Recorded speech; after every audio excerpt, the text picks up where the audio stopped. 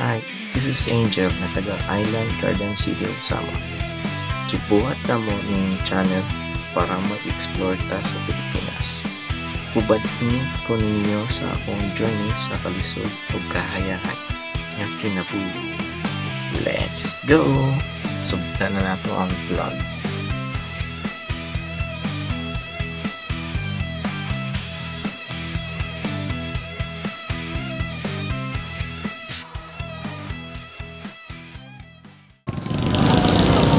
Good morning people, guys. Nakapagkaroon diri sa Piña Plata. We're having a coastal cleanup operation. Love the nature. Let's not dig in more for the nitty-gritty climate change. So we are part of this world. So responsibilidad natong matabang taglimpyo ug panatiling malinis ang karagatan. Ano ba na? Maram na importante. So I have one sack here. Yan. Gina-clean ito. So enjoy lang mo tanaw sa mua. So nakatanan direct.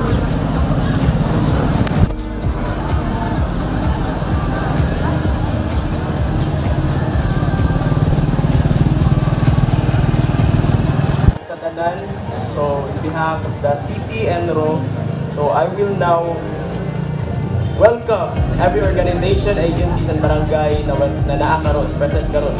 So, on behalf of the entire community sa Island Garden City of Sambal, dili na ko na ikawangon nga oras o panahon nga i-welcome among tanan. So, I'm really thankful na ikahinan ninyo ni oras, ikahinan yung panahon. No, although coastal cleanup siya, pero dili na siya basta-basta ang coastal cleanup. Kay karong adlaw atong gina-celebrate ang International Coastal Cleanup. So, ako pasalamatan ang mga nagpaluyo na ini nga programa, nagpaluyuan nga project, no, nga mahitabo jud siya nga naghimo aron mahitabo ni nga International Coastal Cleanup. First and foremost, so kahit wala pa siya dito, so coming pa siya. So let us all welcome. Let us all give a round of applause to our City Mayor Aldavid Uy. So because of him, we realized niya project.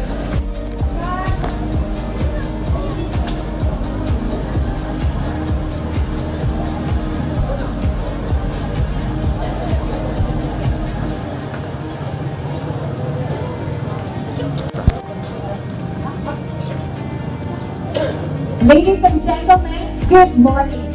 It is a great pleasure and honor to be standing before you today and to welcome each and every one of you in this International Coastal Cleanup activity. Ayaw punta sa tanan sa ato ang mga opisyales na nadiri karon. Of course, City Councilor Alvin Humawas, City Councilor Renz Tacorte, City Councilor Rapin Colmenares Cañete, Attorney Irishel Villegas of Centro, and of course, my one and only sa mga tourism stakeholders na nadiri karon, men in uniform, national agency partners, barangay officials, sa tanan na nadiri karon na nag-participate ni aning ato ang coastal cleanup sa makausap man dyan nakamdan kamayo ubos. O timing gining-gihimo nato na coastal cleanup karon nag-coincide sa birthday sa ato ang mahal na presidente, no? President Ferdinand Bongbong Marcos Jr. First week of, kung inyo may numduman, first week of September, birthday po siyang amahan, no? Ni Ferdinand Marcos Sr. So medyo na-busy yun in ato ang September. And isa kini sa mga kini na program ng coastal cleanup, which is one of our commitment in protecting and preserving our environment. At daghan mga gihimo ang city para maproteksyonan gani ang uban ng mga programa mahin sa kinaiyan ginabas ganita attorney, pero sige lang para mali sa kaayuhan para sa ato ang isla. As what I have always said, ang Samal Island nag-inusa lang na Island Garden City sa tibuok Pilipinas. Wa na laing Island Garden City sa Pilipinas. Sige daw, makakinsa may maka pangalan diri o syudad na island o niya garden. Wala na. Wala na yun. Sama lang. So, mao ni ato ang proteksyonan. Kaya nag-inusa lang yung Samal. Nag-inusa lang na. Samal lang na sa ato ang asawa na nag-inusa lang po.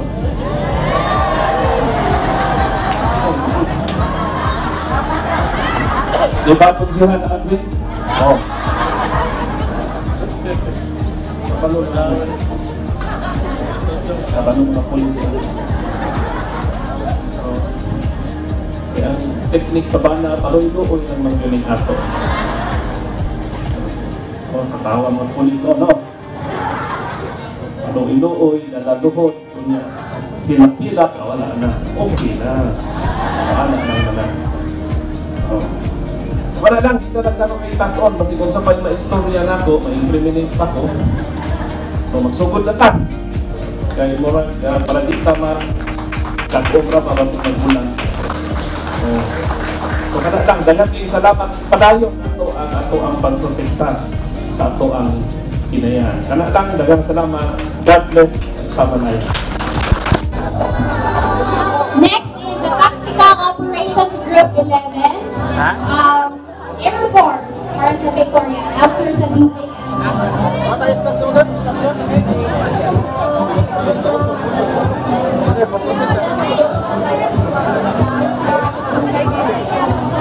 Siyempre, kailangan ng lakas. So, kanon sa itong mga tropa. Hindi rin na. Nagbawas ko ganun.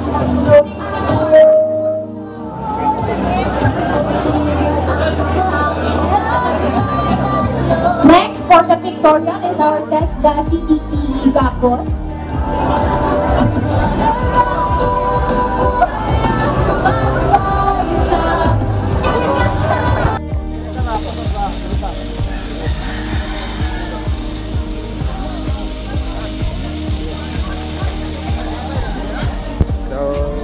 So guys, ito na.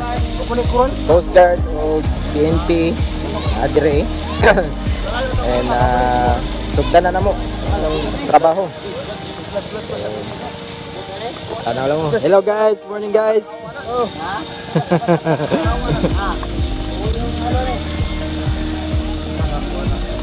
Filipino ba yun, sir? So that's it guys. Kuha na to mga ganda-gatsan, mga 5 kilos yata na plastic na maliliit masyado. Muning makadaot sa mga atuang fish, gagmay nga fish, turtle, sea turtle. So bako kay siya impact, no, gamay kay nga plastic patay dahil na atuang buwan. So madaot ang atong ecosystem. So na alagaan na to. So be responsible sa karagatan. Gibiyaan ako sa mga kauban. So paso na to sila. So, may troubleshoot nga engine, motor bangka na nila. So tikas na puta. So muna ito ang nakuha guys. Kauban ang kalain-laing organisasyon sa gobyerno. So muna ito mga tropa. Yan, mga pogi, snappy.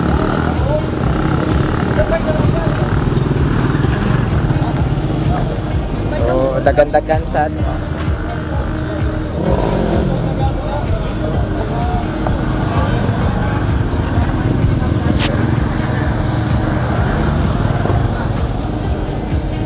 Balance mga 100 kilos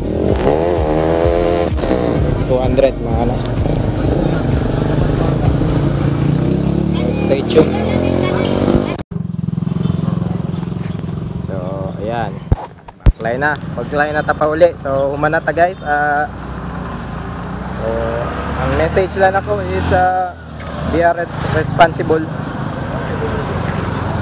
na as a human being kay part man ta sa of this world.